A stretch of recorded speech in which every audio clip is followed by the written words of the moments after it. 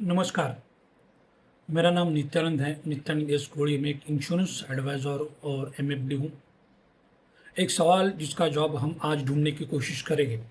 सवाल है खुद का घर या किराए का घर। बहुत लोगों का कहना ऐसा रहता है कि आप आज कई जगह इन्वेस्टमेंट कीजिए, 5 या 10 साल के बाद उसका पैसा जमा करके आप खुद का घर लीजिए। कुछ लोगों का कहना रहता है कि आप खुद का घर आज लीजिए और उसका ईएमआई आप भरना चालू कीजिए। देखिए, दोनों सवाल का दोनों जवाब सही है अपनी अपनी जगह। ये डिपेंड करता है अपने क्या सिचुएशन है।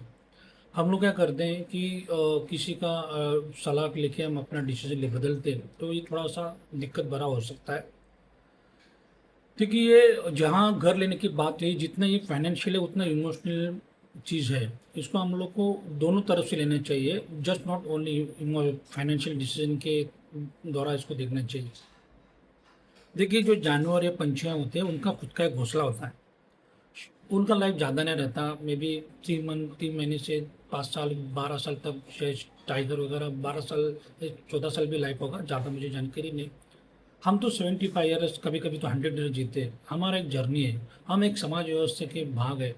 एज अ ह्यूमन बींग हमको समाज के घटक होने के नाते हमें खुद का अगर होना चाहिए, इस चीज़ में मैं मानने वाला हूँ। रेंट एक चीज़ अलग है।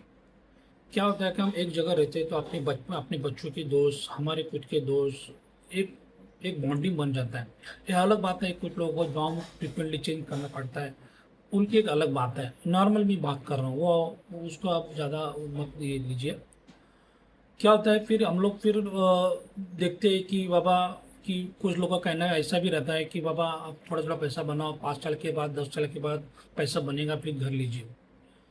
ये एक जगह सही भी है, और ये कौन कर सकते हैं? जो 5 से 10% बहुत डिसिप्लिन लोग हैं, वो लोग ये कर सकते हैं। मैं ओवरऑल बात कर रहा हूँ, इतना आसान नहीं है। लाइक अनिश्चित से भरा हुआ है। मानो मैंने एक 30 ईयर्स का बंदा है और वो सोचता है कि मैं एक 5-10 साल में पैसा इन्वेस्टमेंट करूँगा, उसके बाद में मुझे कुछ हो गया तो 20-10 साल के अंदर जर्नी में मुझे कुछ हो गया तो। अगर आपका होम लोन है तो आपका होम लोन कवर में वो लोन माफ हो जाएगा, आपका जो एसेट है वो आपके नॉमिनी को मिल जाएगा। कितना अपने पैसा कहीं पे लगा है वो बढ़ेगा, इसकी क्या गारंटी? कम भी हो सकती है।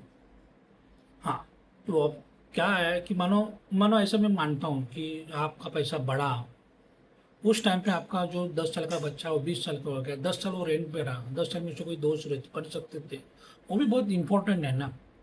हम लोग हर चीज़ को फाइनेंस की तरफ से देखेंगे तो कैसा होगा। और सेकंड थिंग मैं अभी आता हूँ कि मानो ये 10 साल के बीच में उसका डेथ हो गया क्लाइंट का, और उसके पोर्टफोलियो में मानो करीबन 50-60 लाख रुपए हैं या 1 करोड़ रुपए है, और 1 करोड़ रुपए में उसको मानो 2 BHK उसको फ्लैट मिल भी रहा है। तो मेरा जो बच्चा है, मेरी जो वाइफ उतना वेल अवेयर है क्या, ये भी हमें सोचना है। उसके बाद मानो वो गलत जगह पे डील कर सकती है, और मिलने वाला पैसा कैसा यूटिलाइज होगा वो तो बात की बात है, उतना हमें सोचना नहीं। फिर भी ये थोड़ी हमें इस बात का ध्यान रखना है। क्या है ना कि हर चीज़ का हम लोग कैलकुलेटर से कैलकुलेशन करेंगे ना तो लाइफ बहुत कॉम्प्लिकेटेड होगा। हम लोग यहाँ पे आए टेम्पोररी कुछ सालों के लिए, या मैक्सिमम 100 ईयर्स के लिए। हर चीज़ हमें कैलकुलेशन नहीं करना है, लाइफ को इजी रखना है। हम जितना लाइफ को सिक्योर और ज़्यादा कैलकुलेशन में जाएंगे ना, उतना लाइफ कॉम्प्लिकेटेड होता होता जाता है, जहाँ तक मेरा तजुर्बा है। तो बोलिए, इतना ध्यान देना है कि जब आप घर ले रहे हैं तो आपको जो ईएमआई है वो 30% या 40% मैक्सिमम, अगर आपके पास कार नहीं है तो उसके ऊपर ईएमआई नहीं होना चाहिए। मैं उसका एक रेशियो बताता हूँ, और ये जो रेशियो है ना, हर जगह फिट नहीं है। हर एज के हिसाब से, हर आदमी का लाइफ के हिसाब से, स्टैंडर्ड के हिसाब से चेंज होगा। लेकिन जनरल में बात कर रहा हूँ, 25 to 30 ईयर्स का जो बंदा है, अगर वो माना 1 लाख रुपए कमा रहा है मंथली, तो उसमें से टैक्सेस वेक्शन छोड़ के बात कर रहा हूँ, 30 to 40 थाउजेंड वो ईएमआई पे कर सकता है। 30 थाउजेंड वो आज को जीवित रहने के लिए, यूटिलिटीज के लिए पैसा लगा सकता है, और करीबन 30 थाउजेंड वो प्रोविजन के लिए रख सकता है। रिटायरमेंट, बच्चों का एजुकेशन, उनका मैरिज, ये प्रोविजन है। इसमें भी अलग है, एक नीड और वांट आता है। और जो नीड है मैं वो उसको हम प्रोविजन बोलते हैं, जो वांट है उसको गोल बोलते हैं। वो नहीं होगा तो भी कोई दिक्कत नहीं, उसके लिए अलग टाइम पे हम बात करेंगे। तो अगर आपका 30 to 40% बजट में आज आपका ये में बैठ रहा है और आप वन रूम किचन ले सकते तो वन रूम किचन लीजिए। 1 BHK 2 BHK में झंझट मत गिरिए, क्योंकि अगर आप वन रूम किचन का बजट है ये में आपका वैसा ही बैठ रहा है और आप लोग 1 BHK या 2 BHK किचन का सुनकर आप लेते हैं, तो वो जो अगला जो 30,000 प्रोविजन के लिए रखने वाले थे, आज के 30,000 यूटिलाइज के रखने के लिए रखने वाले थे, उसको में आपको कॉम्प्रोमाइज़ करना पड़ेगा, जो कि बहुत डेंजरस है।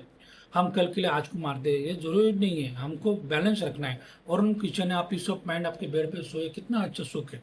आपके 3 BHK EMI का टेंशन है, कितना बड़ा दुख है। तो हमको अपने बजट के हिसाब से हमको काम करना चाहिए। और इस चीज़ में ज़्यादा मोटिवेशन लेके मैं बाद में कर लूँगा, देख लूँगा, ऐसा नहीं करना हमें। Be simple in life. हाँ, आपका इनकम बढ़ गया, आपका बिजनेस में ग्रोथ आया, फिर तब आप थोड़ा सोचिए 1 BHK का 2 BHK उसी एरिया में मिलता है क्या।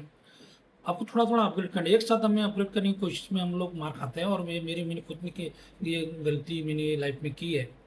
स्टेप बाय स्टेप हमें जाना है, तो लाइफ को इजी रखना है, ज़्यादा इसको कॉम्प्लिकेट नहीं करना है। आपका बजट अलाउ कर रहा है तो आप खुद का घर लीजिए। अगर आपका बजट अलाउ नहीं कर रहा है तो कुछ दिन रेंट रहने के बाद थोड़ा थोड़ा पैसा जमा करके वन रूम किचन से स्टार्ट कीजिए, आपका लाइफ इजी होगा।